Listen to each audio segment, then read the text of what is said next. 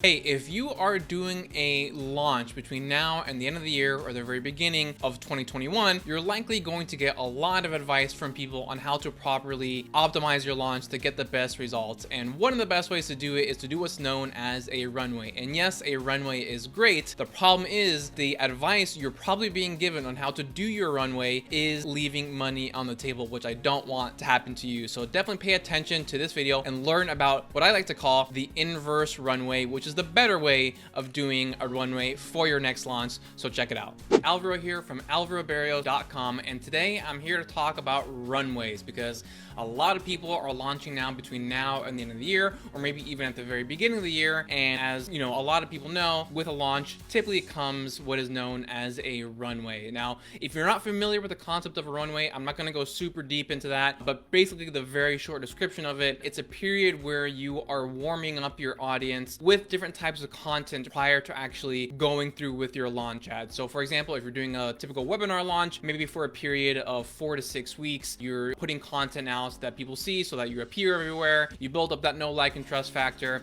and then when it actually comes time to launch your webinar ad, the people who have been seeing all your content, they're more likely to opt in, this, that, and the other, etc., etc. So it is a very great strategy, but the problem is that many people are leaving money on the table because the way they are doing it does not work in congruence with how the algorithm actually optimizes campaigns. So that is what I'm going to be focusing on today. So we're going to get a little bit nerdy today with algorithm optimization. So let's go ahead and dive right in. So the mistake that most people are doing is that 90% of people who are doing these runways, I would say, is that they're running video view campaigns. So that you have your typical audience and then you have a video that you put up, you know, maybe it's 60 seconds, 2 minutes, even 5 minutes long, who knows? It doesn't really matter what the length is, but the point is you take that video and then you run a video views campaign to your audience for the course of however many weeks or sometimes even months your runway is, and then when it comes time to your launch, you retarget those same people who watched your videos because they've built up the know, like, and trust factor. They know who you are, they've been seeing you all over the internet,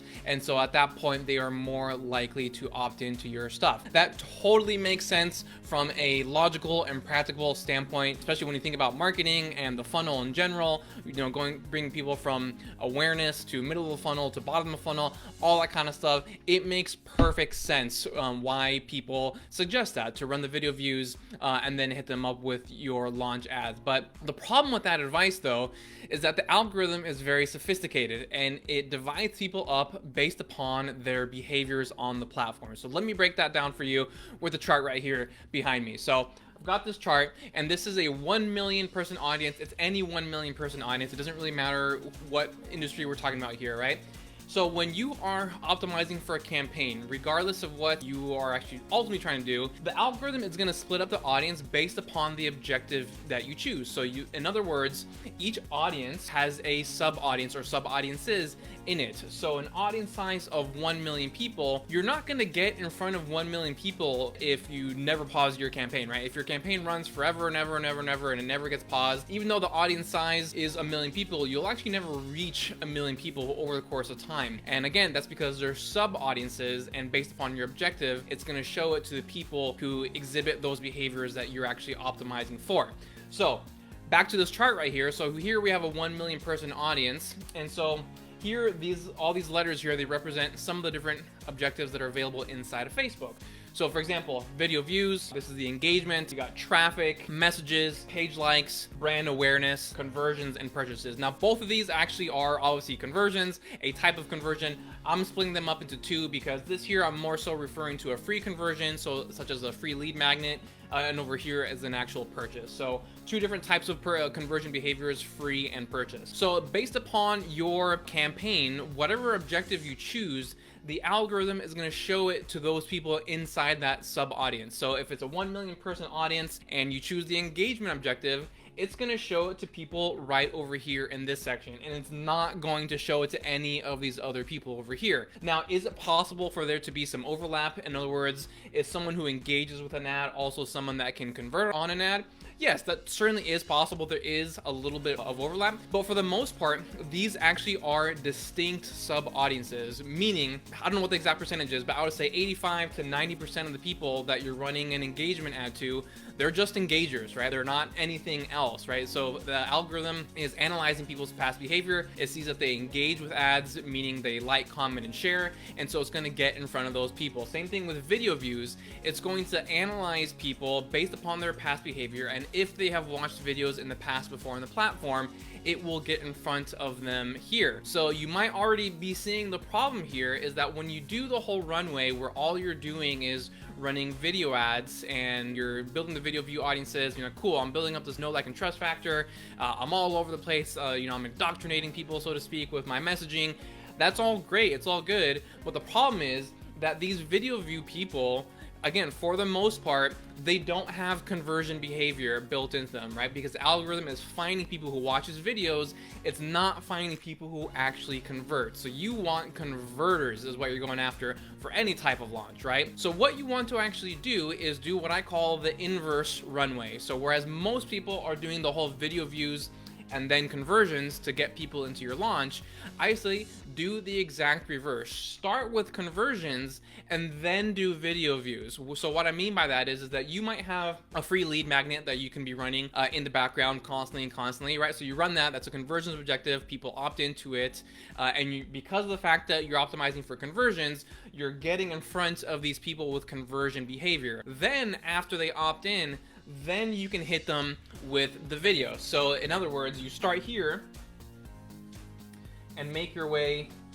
over here, right? Or you can start with purchases and then make your way over here. So if you do have a small ticket item, which I typically define something, in the price range of $17 to $67, and that's something that you can run a cold traffic and be profitable on, it's also known as a slow funnel or a self-liquidating offer funnel, then you can do that too, right? So in both cases, you're getting in front of people with conversion behavior, and then you can retarget them with those video view ads. So again, let's just go to the free lead magnet example. You have a free lead magnet, and then over the course of 2 weeks, 4 weeks, 6 weeks, 6 months, however long your runway actually is, you retarget your converters with the video views, because that way, and that way alone, you're ensuring that you're actually getting in front of people who convert on ads. Whereas if you do it the other way around, which is what most people do, they're not doing that. Most of the people who are watching the videos don't have conversion behavior built into them, which is not good, obviously.